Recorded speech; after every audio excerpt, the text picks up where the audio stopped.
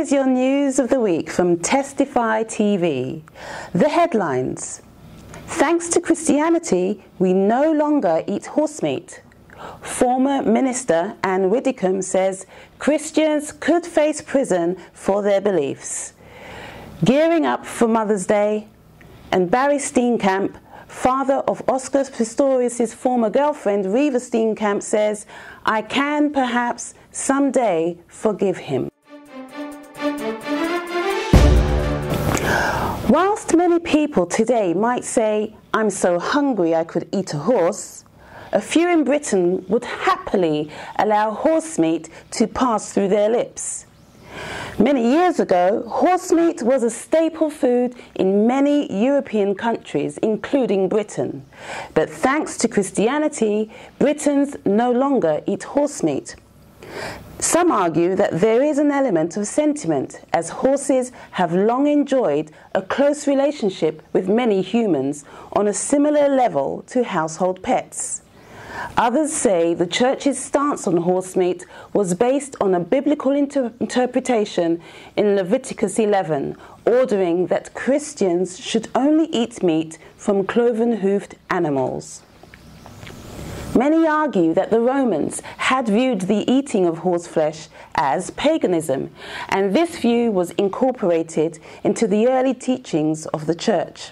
However, a recent Oxford University report states that at the end of the 8th century, a taboo around horse meat developed due to attempts to standardize Christian beliefs and practices.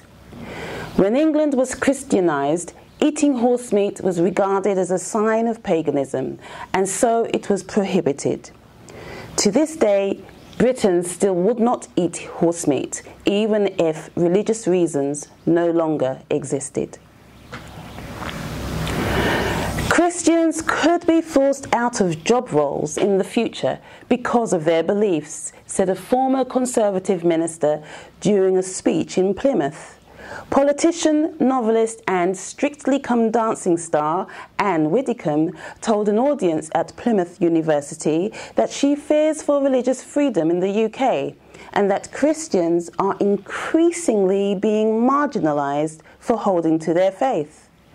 Anne Widdecombe, the Roman Catholic convert, said, "If you are a Christian, then I believe that in the future there will be things that you just will not be able to do. It will be nearly impossible to be a marriage registrar as a Christian due to the new gay marriage legislation, and a Christian won't be able to be a teacher in a secular school if they refuse to promote gay marriage, and nor can they work as a gynecologist if they disagree with abortion," she said. And Miss Widdecombe believes that there could be severe consequences for those believers who hold firm to their faith convictions. She said, "I think it could be quite possible that at some stage in the future, someone in Britain will be imprisoned for preferring church dogma to the way of the state." Mother's Day is the time to celebrate the bond that you share with your mum and to make her feel loved and appreciated. It's the ideal time to rejoice with your mum and let her know how much you care for her. When Mother's Day was adopted by various countries and cultures, it was given different meanings due to its association with different religious, historical, or legendary events, and celebrated on different dates. In the United Kingdom and Ireland, Mothering Sunday falls on the 4th Sunday of Lent, exactly 3 weeks before Easter Sunday, 10th of March 2013. It's believed to have originated from the 16th century Christian practice of visiting one's mother church annually, which meant that most mothers would be reunited with their children on Mother's Day. Mothering Sunday can fall at the earliest on the 1st of March in years when Easter Day falls on the 22nd of March, and at the latest on the 4th of April, when Easter Day falls on the 25th of April. Make those moments of togetherness fun-filled, ones that can be adding the element of humour to them. The idea of reciting some humorous quotes to your mum on Mother's Day is a superb one. You can even pick some humorous quotations from the wonderful collection provided in Testify newspaper, available at www.testifynews.com/e-newspaper. Oscar Pistorius is accused of the premeditated murder of his girlfriend, Miss Reva Steenkamp. But it is an accusation that he denies. He is currently on bail, waiting for his court hearing later this year.